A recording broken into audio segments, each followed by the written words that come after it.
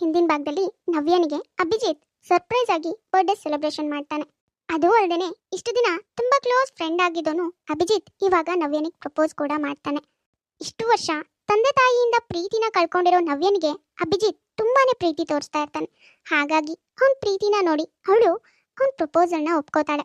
ಹಾಗಾದ್ರೆ ಮುಂದೆ ಸ್ಟೋರಿ ಏನಾಗತ್ತೆ, ನವ್ಯನ್ ಬದುಕು ಏನೆಲ್ಲ ತಿರುವುಗಳನ್ನ ಪಡ್ಕೊಳ್ಳುತ್ತೆ ಅನ್ನೋದನ್ನೆಲ್ಲ ಇವತ್ತಿನ ಎಪಿಸೋಡ್ನಲ್ಲಿ ನೋಡೋಣ. ನೋಡೋದಕ್ಕಿಂತ ಮೊದಲು ಯಾರ್ಯಾರು ನಮ್ಮ ಯೂಟ್ಯೂಬ್ ಚಾನಲ್ನ ಸಬ್ಸ್ಕ್ರೈಬ್ ಮಾಡ್ಕೊಂಡಿಲ್ವೋ ದಯವಿಟ್ಟು ಸಬ್ಸ್ಕ್ರೈಬ್ ಮಾಡ್ಕೊಳ್ಳಿ. ಹಾಗೆ ಈ ವಿಡಿಯೋಗೊಂದು ಲೈಕ್ ಮಾಡಿ. ಲವ್ ಬರ್ಡ್ಸ್, ನಿಮ್ ರೊಮ್ಯಾನ್ಸ್ ಎಲ್ಲ ಮುಗ್ದಿದ್ರೆ ನಾವಿನ್ ಹೊರಡೋಣವಾ? ಯಾಕೆ ಪಿಂಕಿ, ನಮ್ಮನ್ನ ನೋಡಿ ನಿನ್ಗೆ ಹೊಟ್ಟೆ ಉರಿ ಆಗ್ತಿದ್ಯಾ? ಆಹಾ, ಸಾಕು ಸುಮ್ಮನೆ ಇರ್ತೀಯಾ? ನಾನು ಯಾಕೆ ನಿಮ್ಮನ್ನ ನೋಡಿ ಹೊಟ್ಟೆ ಉರಿ ಮಾಡ್ಕೊಂಡ್ಲಿ? ನನಗೂ ನಿನ್ನ ಹುಡುಗನ್ಗಿಂತಾನು ತುಂಬಾ ಸ್ಮಾರ್ಟ್ ಆಗಿರೋ ಹುಡುಗನೇ ಸಿಗ್ತಾನೆ, ನೋಡ್ತಾ ಇರು. ಸರಿ ಸರಿ ಬಾ, ಟೈಮ್ ಆಗ್ತಾ ಇದೆ, ಹೊರಡೋಣವಾ? ಬೇಬಿ ಪ್ಲೀಸ್ ಬೇಬಿ, ಇನ್ನೊಂದು ಸ್ವಲ್ಪ ಹೊತ್ತು ನನ್ನ ಜೊತೆಗಿರು. ನಾನು ಅಲ್ಲಿಂದ ಬಂದಿದ್ದೀನಿ ಅಲ್ವಾ ನಿನಗೋಸ್ಕರ. ನೀನು ಇವಾಗಲೇ ಹೊರಟ್ರೆ ನನಗೆ ಬೇಜಾರಾಗಲ್ವಾ? ಸೊ ಪ್ಲೀಸ್ ನನ್ನ ಜೊತೆ ಸ್ವಲ್ಪ ಹೊತ್ತಿದ್ದು ಮಾತಾಡ್ಕೊಂಡು ಹೋಗು ಪ್ಲೀಸ್ ಬೇಬಿ. ಪಿಂಕಿ, ನೀನು ಹೋಗಿರ್ತೀಯಾ? ನಾನು ಸ್ವಲ್ಪ ಹೊತ್ತು ಬಿಟ್ಟು ಬರ್ತೀನಿ, ಅಬ್ಬಿ ಜೊತೆ ಸ್ವಲ್ಪ ಹೊತ್ತು ಇರ್ತೀನಿ. ಅಬ್ಬಬ್ಬಬ್ಬಬ್ಬ, ನಿನ್ನ ಹುಡುಗಂಗೋಸ್ಕರ ನನ್ನನ್ನೇ ಹೋಗು ಅಂತಿದ್ಯಾ ಅಲ್ವಾ? ಇಟ್ಸ್ ಓಕೆ, ಪರವಾಗಿಲ್ಲ. Okay okay, carry on guys, bye. Navya ಮತ್ತೆ ಅಭಿಜಿತ್ಗೆ ಇದು ಮೊದಲನೇ ಭೇಟಿಯಾಗಿರತ್ತೆ. ಹಾಗಾಗಿ ಸ್ವಲ್ಪ ಹೊತ್ತು ಇಬ್ರು ಒಟ್ಟಿಗೆ ಇದ್ದು ಪ್ರೈವೇಟ್ ಆಗಿ ಮಾತಾಡಬೇಕು ಅಂತ ಇಬ್ರು ಪಾರ್ಕಿಗೆ ಬರ್ತಾರೆ. ಬೇಬಿ, ನಾನು ಕೊಟ್ಟಿರೋ ಸರ್ಪ್ರೈಸ್ ನಿನಗೆ ನಿಜವಾಗ್ಲೂ ಇಷ್ಟ ಆಯಿತು ಅಲ್ವಾ? ಅರೆ ಅಭಿ, ಅದನ್ನ ಕೇಳ್ತೀಯಲ್ಲ, ನನ್ಗೆ ಎಷ್ಟು ಇಷ್ಟ ಆಯ್ತು ಗೊತ್ತಾ? ನನ್ನ ಲೈಫಲ್ಲೇ ಇದು ಬೆಸ್ಟ್ ಬರ್ಡೇ ಕಣೋ. ಇಷ್ಟು ವರ್ಷ ಬರ್ಡೇನ ನಾನು ಹುಟ್ಟಿದ್ದೀನಲ್ಲ ಅನ್ನೋ ಒಂದೇ ಕಾರಣಕ್ಕೆ ಸುಮ್ಮನೆ ಸೆಲೆಬ್ರೇಟ್ ಮಾಡ್ಕೊಳ್ತಾ ಇದ್ದೆ. ಅದರಲ್ಲಿ ಅಪ್ಪ ಅಮ್ಮ ಇರ್ತಾನೆ ಇರಲಿಲ್ಲ. ಅಟ್ಲೀಸ್ಟ್ ಈ ವರ್ಷನಾದರೂ ನನ್ನ ಫ್ರೆಂಡ್ಸ್ನೆಲ್ಲ ಕರೆದು ನಮ್ಮ ಮನೇಲೆ ಸೆಲೆಬ್ರೇಟ್ ಮಾಡ್ಕೊಳ್ಳೋಣ ಅಂದ್ಕೊಂಡಿದ್ದೆ. ಆದರೆ ಅದು ಕೂಡ ಆಗಿಲ್ಲ. ಅಪ್ಪ ಅಮ್ಮ ಅವ್ರ ಇಷ್ಟದಂಗೆ ಅವ್ರ ಕೊಲಿಗ್ ಮನೆಗೆ ಹೋಗ್ಬಿಟ್ರು. ಅವ್ರಿಗೆ ನನ್ನ ಲೆಕ್ಕನೇ ಇಲ್ವಲ್ಲ ಅಂತ ತುಂಬ ಬೇಜಾರಾಗಿ ಅಳ್ತಾ ಇದ್ದೆ ಕಣೋ. ಅಷ್ಟರಲ್ಲಿ ಪಿಂಕಿ ಅವ್ರ ಮನೆಗೆ ಹೋಗೋಣ ಅಂತ ಕರ್ಕೊಂಡು ಬಂದು ನೀನಿದ್ದಲ್ಲಿ ಕರ್ಕೊಂಡು ಬಂದ್ಲು. ನಿಜ ಹೇಳ್ತಿದ್ದೀನಿ ಅಬ್ಬಿ, ನನ್ಗಿವತ್ತು ಎಷ್ಟು ಖುಷಿ ಆಯ್ತು ಗೊತ್ತೇನೋ. ಅಪ್ಪ ಅಮ್ಮನಿಂದ ಆಗಿದ್ದ ಬೇಜಾರೆಲ್ಲ ನೀನ್ ನೋಡಿದ ಕೂಡ್ಲೇನೆ ಹೊರಟೆ ಹೋಯ್ತು. ನೀನ್ ನನಗೆ ಸರ್ಪ್ರೈಸ್ ಕೊಡೋದಕ್ಕೋಸ್ಕರ ಅಲ್ಲಿಂದ ಇಲ್ಲಿಗೆ ಬಂದಿದ್ಯಲ್ಲ, ಅದಕ್ಕೆ ತುಂಬಾ ಖುಷಿ ಆಯ್ತು ಕಣೋ. ನಿಜವಾಗ್ಲೂ ನಾನು ಈ ಬರ್ಡೇನ ಲೈಫ್ ಲಾಂಗ್ ಮರೆಯಲ್ಲ ಅಬ್ಬಿ. ಹೇ ಬೇಬಿ, ನೀನೇನು ಬೇರೆಯವಳ? ನನ್ನ ಜೀವ ಕಣೆ. ನಿನಗೋಸ್ಕರ ನಾನು ಎಲ್ಲಿಗೆ ಬೇಕಾದರೂ ಬರ್ತೀನಿ. ನಾನು ನಿನಗೋಸ್ಕರ ಸರ್ಪ್ರೈಸಾಗಿ ಪ್ಲ್ಯಾನ್ ಮಾಡಿದ್ದೆ. ಆದರೆ ನೀನು ಬರ್ತೀಯಾ ಅಂತ ಕೇಳಿದ್ಯಲ್ಲ, ಬರ್ತೀನಿ ಕಣೆ ಅಂತ ಹೇಳಬೇಕು ಅಂತ ತುಂಬ ಸರಿ ಅನ್ನಿಸ್ತು. ಆದರೆ ಏನು ಮಾಡಲಿ, ನಿನಗೆ ಸರ್ಪ್ರೈಸ್ ಕೊಡಬೇಕು ಅಂತ ಇದ್ದೆ ಅಲ್ವಾ, ಹಾಗಾಗಿನೇ ಬೇರೆ ಏನೋ ಕೆಲಸ ಇದೆ ಅಂತ ಸುಳ್ಳು ಹೇಳಿದೆ. ನೋಡು ಬೇಬಿ, ನಿನ್ನ ಖುಷಿಗೋಸ್ಕರ ನಾನು ಏನು ಬೇಕಾದರೂ ಮಾಡ್ತೀನಿ. ಒಟ್ಟಿನಲ್ಲಿ ನೀನು ಯಾವಾಗಲೂ ಲೈಫ್ ಲಾಂಗ್ ಖುಷಿಯಾಗಿರಬೇಕು, ಅಷ್ಟೇ ಕಣೆ ನನ್ನ ಆಸೆ. ಅಬ್ಬಿ, ನೀನ್ ನಿಜ ಹೇಳ್ತಿದ್ಯಾ? ಲೈಫ್ ಲಾಂಗ್ ನನ್ನ ಖುಷಿಗೋಸ್ಕರ ನೀನ್ ಏನ್ ಬೇಕಾದ್ರೂ ಮಾಡ್ತೀಯ ತಾನೆ? ನಮ್ಮ ಅಪ್ಪ ಅಮ್ಮ ನಂಗೆ ನನ್ನ ಕೇರ್ಲೆಸ್ ಮಾಡಲ್ಲ ಅಲ್ವಾ? ಇಲ್ಲ ಬೇಬಿ, ನಿಮ್ಮ ಅಪ್ಪ ಅಮ್ಮನ ಹಾಗೆ ನಿನ್ನನ್ನು ಯಾವತ್ತೂ ನಾನು ಕೇರ್ಲೆಸ್ ಮಾಡಲ್ಲ. ನನ್ನ ಎದೆಗೂಡಲಿ ಬಚ್ಚಿಟ್ಕೊಂಡು ನೋಡ್ಕೋತೀನಿ. ನೀನು ನನ್ನ ಪ್ರಾಣ ಕಣೆ. ನೀನಿಲ್ಲ ಅಂದರೆ ನಾನು ಒಂದು ಕ್ಷಣನೂ ಬದುಕಲ್ಲ. ಅದಕ್ಕೆ ನಿನ್ನನ್ನು ತುಂಬ ಮಿಸ್ ಮಾಡ್ಕೊಳ್ತೀನಿ. ಯಾವಾಗಲೂ ನಿನ್ನ ಜೊತೆನೇ ಇರಬೇಕು ಅಂದ್ಕೊಳ್ತೀನಿ. ನಿಜವಾಗ್ಲೂ ಖಂಡಿತವಾಗ್ಲೂ ನಾನು ಯಾವತ್ತೂ ನಿಮ್ಮ ಅಪ್ಪ ಅಮ್ಮನ ಹಾಗೆ ಮಾಡೋದೇ ಇಲ್ಲ. Abbi, thank you so much ಕಣೋ. ನನ್ನ ಲೈಫಲ್ಲಿ ಕಳ್ಕೊಂಡಿರೋ ಎಲ್ಲ ಖುಷಿನೂ ನೀನ್ ನನಗೆ ಕೊಟ್ಟಿದ್ಯಾ. I really love you Abbi. Life long ನಾನು ನಿನ್ನ ಜೊತೆನೇ ಇರ್ತೀನಿ. ನನ್ನ ಹೀಗೆ ನೋಡ್ಕೋ. ಲೈಫ್ ಲಾಂಗ್ ಬೇಬಿ, ನಾನು ನಿನ್ನ ಇಷ್ಟೇ ಜೋಪಾನವಾಗಿ ನೋಡ್ಕೋತೀನಿ. I love you lot baby. Abhijit ತೋರಿಸೋ ಪ್ರೀತಿನಲ್ಲಿ ಕಾಳಜಿನಲ್ಲಿ ನವ್ಯ ಪೂರ್ತಿಯಾಗಿ ಮುಳುಗೆ ಹೋಗ್ತಾಳೆ. ಅವನ ಜೊತೆಗೆ ಇನ್ನೂ ಕ್ಲೋಸ್ ಆಗ್ತಾಳೆ. ಹೀಗೆ ಕೆಲವು ದಿನಗಳು ಕಳೆಯುತ್ತೆ. Hello baby, good morning.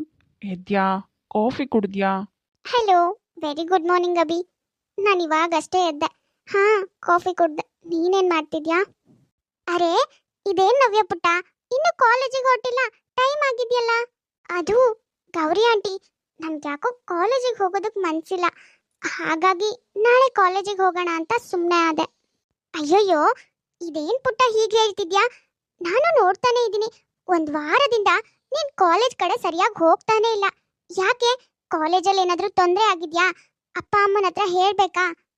ಪುಟಾಣಿ, ಏನಾದ್ರೂ ಕಾಲೇಜಲ್ಲಿ ತೊಂದರೆ ಆಗಿದ್ರೆ ಹೇಳ್ಕೊ, ನಿಮ್ಮ ಅಪ್ಪ ಅಮ್ಮನ ಹತ್ರ ನಾನು ಹೇಳ್ತೀನಿ. ಅಯ್ಯಯ್ಯೋ, ಇವ್ರು ಯಾಕೋ ಬಿಡೋ ಹಾಗೆ ಕಾಣಿಸ್ತಾನೆ ಇಲ್ಲ. ಏನೋ ಮೈ ಹುಷಾರಿಲ್ಲ ಅಂತ ಹೇಳಿ ಮ್ಯಾನೇಜ್ ಮಾಡೋದೇ ಒಳ್ಳೇದು. ಅಯ್ಯಯ್ಯೋ ಗೌರಿ ಆಂಟಿ, ಆ ಥರ ಏನೂ ಇಲ್ಲ. ಡ್ಯಾಡ್ ಮಾಮ್ ಹತ್ರ ಏನು ಹೇಳೋದೇನು ಬೇಡ. ನನ್ಗೆ ಯಾಕೋ ಒಂದು ಸ್ವಲ್ಪ ಸುಸ್ತಾಗ್ತಾ ಇತ್ತು, ಮೈ ಹುಷಾರಿಲ್ಲ ಅನ್ನಿಸ್ತು. ಹಾಗಾಗಿ ಒಂದು ಸ್ವಲ್ಪ ದಿನ ಕಾಲೇಜ್ ಕಡೆ ಹೋಗೋದು ಬೇಡ ಅಂತ ಮನೇಲೇ ಇದೆ. ನಾಳೆಯಿಂದ ಹೇಗೂ ಕಾಲೇಜಿಗೆ ಹೋಗ್ತೀನಲ್ಲ, ನೋ ಪ್ರಾಬ್ಲಮ್. ಅಯ್ಯೋ, ಏನ್ ಪುಟಾಣಿ ಹೇಳ್ತಿದ್ಯಾ ನೀನು? ಮೈ ಹುಷಾರಿಲ್ವಾ?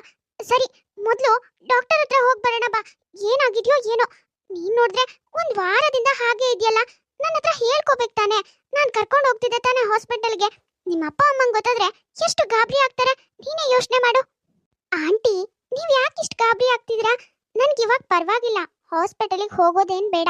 ನೀವು ಅಷ್ಟೆಲ್ಲ ಗಾಬರಿ ಆಗಬೇಡಿ.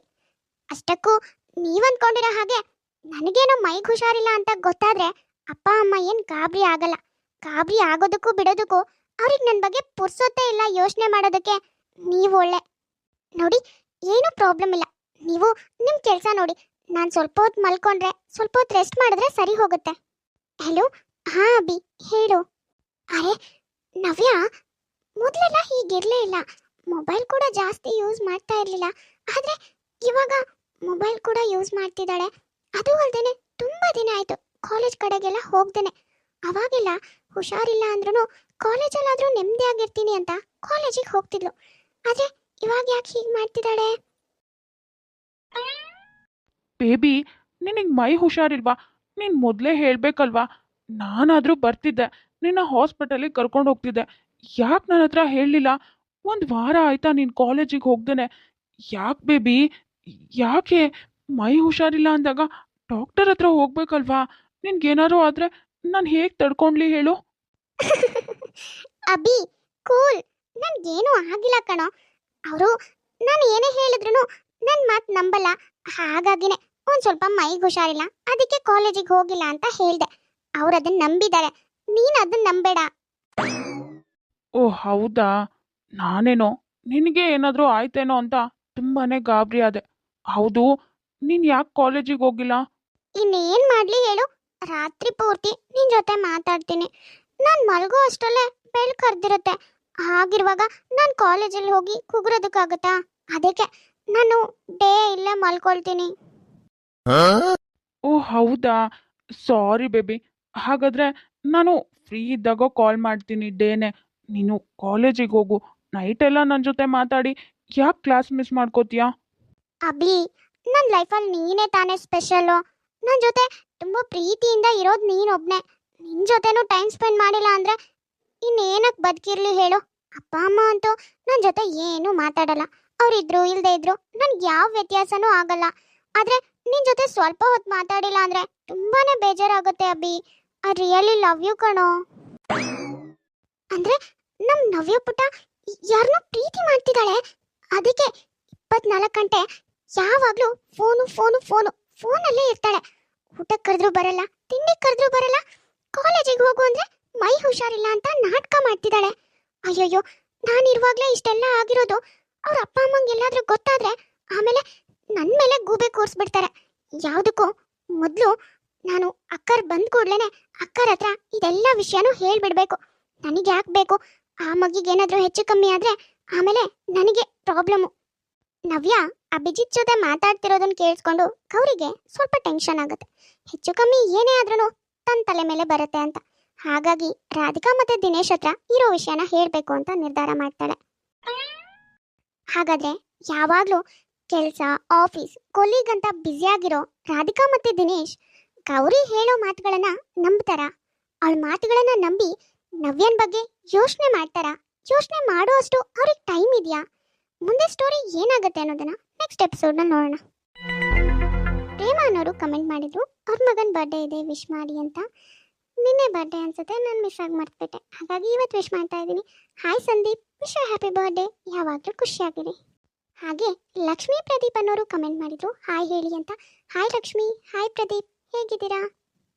ಗಂಗಾ ಅಕ್ಷತಾ ಅನ್ನೋರು ಕಮೆಂಟ್ ಮಾಡಿದ್ರು ವೆಡ್ಡಿಂಗ್ ಆ್ಯನಿವರ್ಸರಿ ಇದೆ ವಿಶ್ ಮಾಡಿ ಅಂತ. ಸಾರಿ, ನಾನು ನೋಡಿರಲಿಲ್ಲ, ಅದಕ್ಕೆ ಇವತ್ತು ವಿಶ್ ಮಾಡ್ತಾ ಇದ್ದೀನಿ. Wish happy wedding anniversary. ಯಾವಾಗಲೂ ಲೈಫಲ್ಲಿ ಗಂಡ ಹೆಂಡತಿ ಇಬ್ಬರು ಖುಷಿಯಾಗಿರಿ. ಹಾಗೆ ಸೋನಿ ಅನ್ನೋರು ಕಮೆಂಟ್ ಮಾಡಿದ್ರು ಅವ್ರ ಫ್ರೆಂಡ್ ದೇವಿ ಅವರಿಗೆ ಹಾಯ್ ಹೇಳಿ ಅಂತ. ಹಾಯ್ ದೇವಿ, ಹೇಗಿದ್ದೀರಾ? ನೋಡಿದ್ರಲ್ಲ ವೀಕ್ಷಕರೇ, ಇವತ್ತಿನ ಈ ಎಪಿಸೋಡ್ ನಿಮ್ಗೆ ಇಷ್ಟ ಆಗಿದ್ರೆ ಪ್ಲೀಸ್ ನಮ್ಮ ಯೂಟ್ಯೂಬ್ ಚಾನಲ್ನ ಸಬ್ಸ್ಕ್ರೈಬ್ ಮಾಡ್ಕೊಳ್ಳಿ, ಲೈಕ್ ಮಾಡಿ, ಶೇರ್ ಮಾಡಿ, ಹಾಗೆ ಕಮೆಂಟ್ ಮಾಡಿ.